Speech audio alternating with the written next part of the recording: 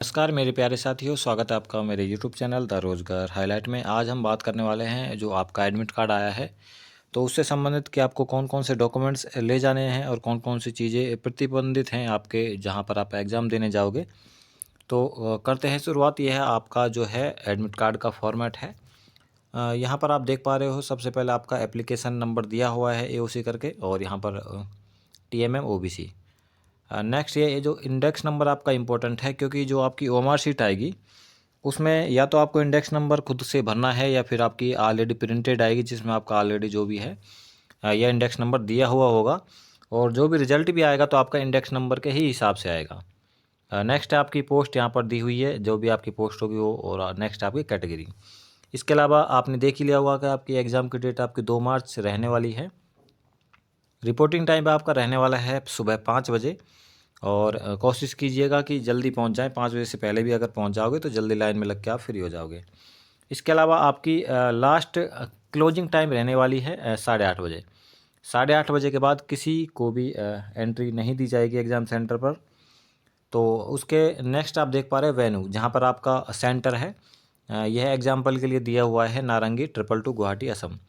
तो ऐसा नहीं है कि जहाँ पर आपका जो एग्ज़ाम सेंटर दिया हुआ है वहीं पर आपको एग्ज़ाम देने जाना है। कोई भी इसमें चेंज की गुंजाइश नहीं है कि आप ऐसा ना करके कहीं और चले जाएं। तो आपको जहाँ भी एडमिट कार्ड में दिया हुआ है जगह, वहीं पर आप जाके एग्ज़ाम दे सकते हो। नेक्स्ट आप देख पा रहे हैं यहाँ पर कैंडिडेट नेम आता है, यहाँ पर आपका जेंडर है मेल या फीमेल। यहाँ पर आपका फ़ोटोग्राफ चेक कर लेना, फ़ोटोग्राफ प्रॉपर है या नहीं। उसके अलावा जो PWBD कैंडिडेट है उनके लिए यहाँ पर स्क्राइब का ऑप्शन है कि उनको चाहिए या नहीं। तो यहाँ पर यस उनके लिए ही मिलेगा जिनके स्क्राइब की ज़रूरत है। स्क्राइब का मतलब ये होता है कि जैसे आप चलने में देखने में असमर्थ है तो आपको किसी मतलब व्यक्ति की ज़रूरत है साथ में सहायता के लिए, मदद के लिए। और यहाँ पर नेक्स्ट है आपका सिग्नेचर। सिग्नेचर आपका जो आपने अपलोड किया था वही यहाँ पर आया होगा। तो अब करते हैं शुरुआत। जो महत्वपूर्ण निर्देश हैं आपके, कौन कौन से चीज़ें आपको ले जानी है।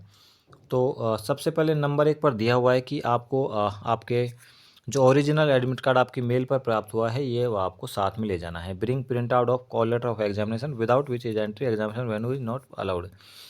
बिना एडमिट कार्ड के आपको एंट्री नहीं दी जाएगी आपके सेंटर पर।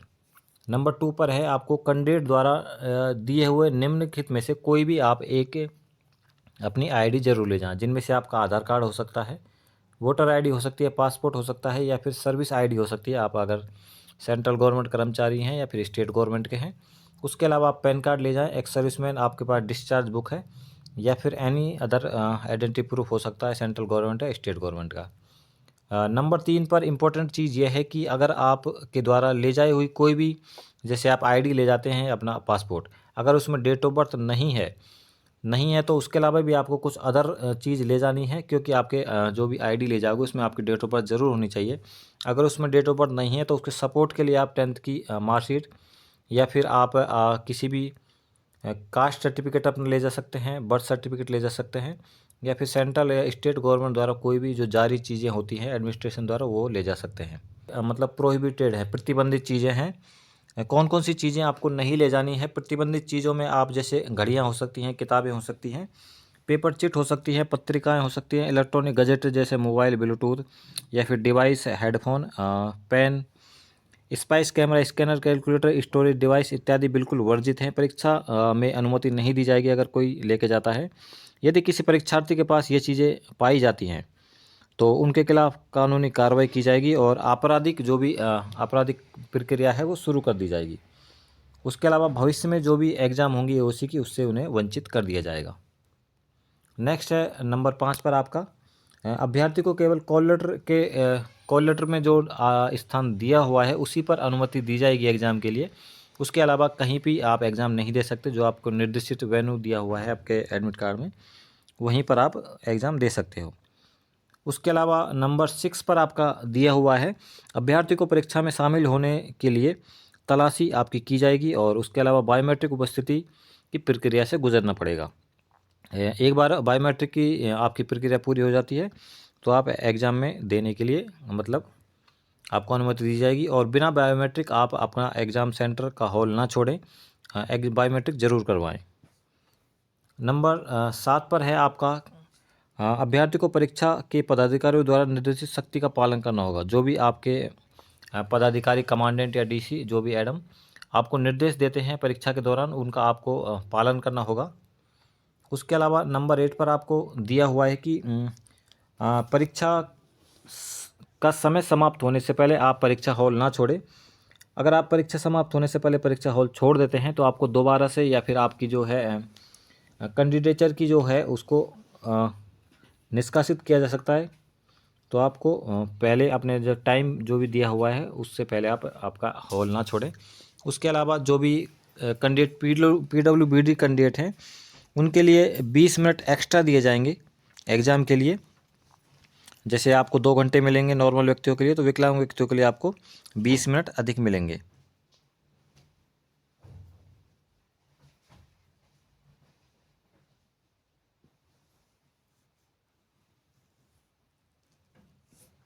और उसके अलावा आपके 10वें नंबर में यही दिया हुआ है कि AOC द्वारा जो अगर आप स्क्राइब लाते हो तो उसकी योग्यता आपसे कम होनी चाहिए। मतलब जैसे आप 10वीं से आपका एग्ज़ाम है तो उसकी योग्यता कम से कम 8वीं या फिर उससे कम होनी चाहिए।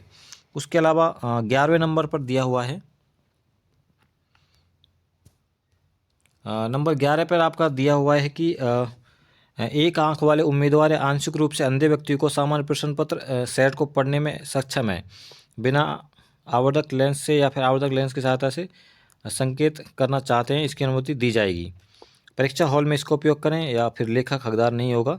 ऐसे अभ्यर्थी को स्वयं लाना परीक्षा में आवर्धक लेंस, मतलब आप जो भी एक आंख से देख सकते हैं वो उनको खुद ही लिखना पड़ेगा। उसके अलावा PWD उम्मीदवार को 12वें नंबर पर है, PWD उम्मीदवार के साथ उपस्थित लोगों को प्रवेश नहीं दिया जाएगा। मतलब आप गेट तक ही छोड़ सकते हैं, केवल विकलांग व्यक्तियों को अंदर फौजी खुद संभालेंगे।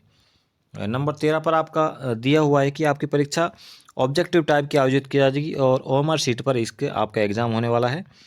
और इसके अलावा परीक्षा केंद्र के दौरान OMR शीट खराब होने पर अभ्यर्थी को OMR शीट दी जाएगी, मतलब नहीं दी जाएगी। यह दिया हुआ है कि your examination will be conduct objective type question and answer on OMR sheet. No fresh second OMR sheet will be given to the candidate if OMR sheet spoil during examination. अगर एग्जाम के दौरान आपकी OMR sheet खराब हो जाती है तो आपको सेकंड OMR शीट नहीं दी जाएगी, इसलिए विशेष ध्यान रखें OMR शीट में कोई गलती ना करें। इसके अलावा नंबर 14 पर दिया हुआ है, भारत सरकार रक्षा मंत्रालय द्वारा आपको यात्रा का कोई भी भत्ता, आवास का, रहने का कोई भी भत्ता नहीं दिया जाएगा, आप अपने खुद के खर्चे पर आओगे। नंबर 15 पर आपका दिया हुआ है कि अभ्यर्थी को किसी भी चरण के दौरान अनुचित साधनों में लिप्त पाया गया, जैसे यूनिट कर्मियों या किसी एजेंट के साथ संपर्क में पाया गया, तो आपकी जो तुरंत आपका जो भर्ती प्रक्रिया है वह अयोग्य घोषित कर दी जाएगी। तो विशेष ध्यान रखें, किसी भी एजेंट, दलाल के चक्कर में ना फंसे, नहीं तो आपके अभ्यर्थी जो आपकी वो है कैंसिल कर दी जाएगी। इसके अलावा नेक्स्ट है, इसमें issue of emails does not imply selection process. इसमें दिया हुआ है कि इस ईमेल के अंक का तात्पर्य पद पर चयन से नहीं है। मतलब यह आपको ईमेल आया है, इसका कोई आपका चयन से कोई संबंध नहीं है। नंबर 17 पर है आपका, अगर आप चयनित होते हैं तो आपको ऑल इंडिया में कहीं भी सिलेक्शन दिया जा सकता है, सर्विस दी जा सकती है। आप यह चीज़ के हकदार नहीं है कि आपको वहाँ पर सर्विस करनी है, वहाँ पर नहीं करनी। तो ये इंपॉर्टेंट चीज़ें थी। अगर आपको वीडियो पसंद आए तो चैनल को सब्सक्राइब करें। Thanks for watching.